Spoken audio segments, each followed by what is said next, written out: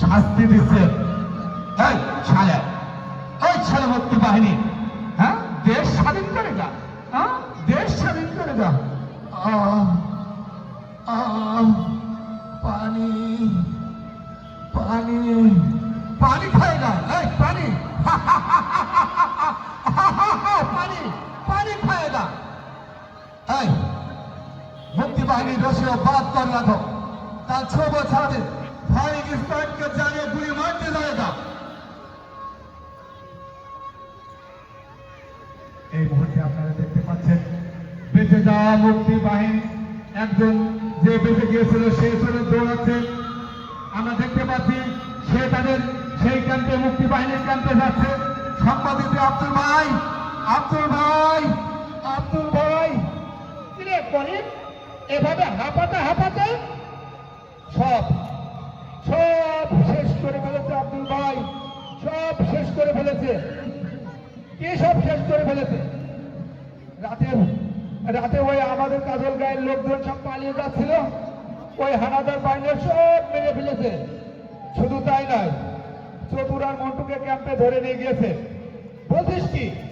এই সময় চল, এখন ওই ক্যাম্প আক্রমণ করতে হবে।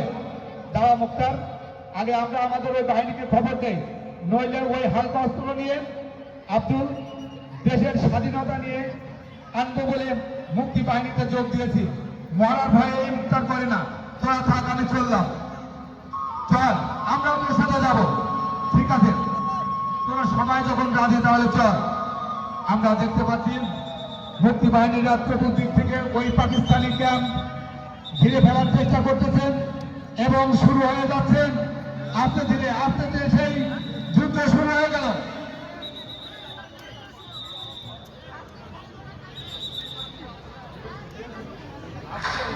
হ্যাঁ, গুলি শুরু হয়ে গেছে।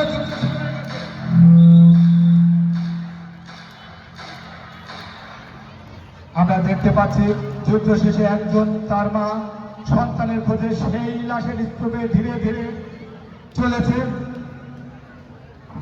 আমরা দেখতে পাচ্ছি একজন মা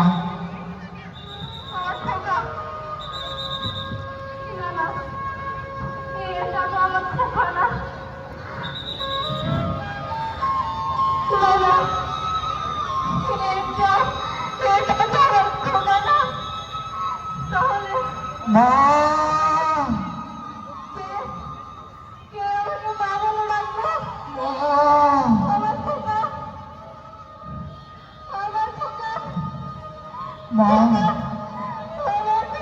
মা মা তোমার চোখে জল কেন? মা, আমি তোমাকে কথা দিয়েছিলাম দেশ স্বাধীন করে তবেই না তোমার কোলে ফিরব। মা, তুমি কি শুনতে পাচ্ছ? তারা যেন স্লোগান দিচ্ছে, আমার দেশ, তোমার দেশ, বাংলাদেশ, বাংলাদেশ। মা, তাহলে আমরা পেয়ে গেছি লাল সবুজের পতাকা। মা, আমার মাথাটা তোমার কোলে নাও না মা। মা,